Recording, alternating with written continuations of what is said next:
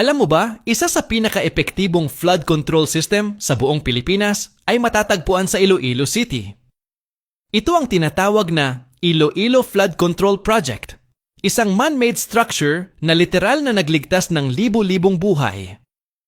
Bago ito maitayo, ilang beses nang binaha ang Iloilo, lalo na noong Typhoon Frank noong 2008 na nagdulot ng matinding pinsala at pagkawala ng maraming kabuhayan. Kaya bilang tugon, itinayo ng pamahalaan ang proyektong ito sa tulong ng JICA o Japan International Cooperation Agency. Kasama rin dito ang mga kontraktor mula sa South Korea at China tulad ng Hanjin Heavy Industries at China International Water and Electric Corporation. Ang layunin ng flood control system na ito ay simple pero napakahalaga. Kontrolin ang daloy ng tubig para maiwasan ang pag-apaw ng mga ilog sa mga mabababang lugar. Sa ngayon, kahit bumuhos man ang malakas na ulan, hindi na tulad dati. Mas mabilis na umaagos ang tubig papunta sa tamang daanan. Dahil dito, nabawasan ng malaki ang pagbaha at mas ligtas na ang mga residente dahil walang bahay na nakatayo malapit sa ilog.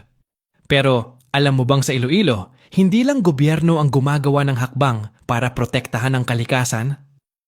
Kasi bago ikasal ang mga magkasintahan doon, required silang magtanim ng puno bilang simbolo ng bagong buhay at pangakong aalagaan ang kalikasan.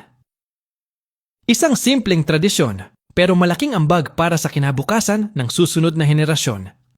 Kaya makikita mo, sa Iloilo, hindi lang flood control system ang sandata nila laban sa baha, kundi disiplina, malasakit at pagmamahal sa kalikasan.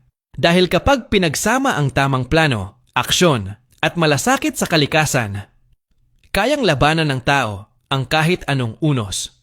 Ito ang Iloilo Flood Control System, simbolo ng matalinong urban planning at ng mga taong marunong magbalik sa kalikasan.